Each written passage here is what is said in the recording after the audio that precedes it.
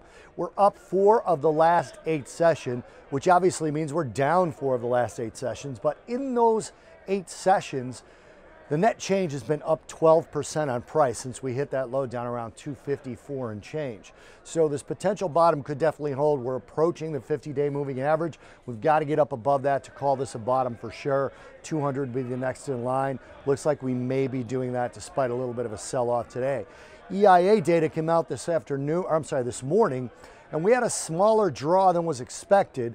The draw was 166 billion cubic feet. The expectation was for a draw of 171 billion cubic feet, but that draw was still much larger than the 5-year average draw for this time of year, which sits at about 109 billion cubic feet. So we had over 50 billion cubic feet more of a draw than the draw for this time of year of the 5-year average. So that again ends up being a little bit of a bullish factor, even though we're still down 0.5% on the day.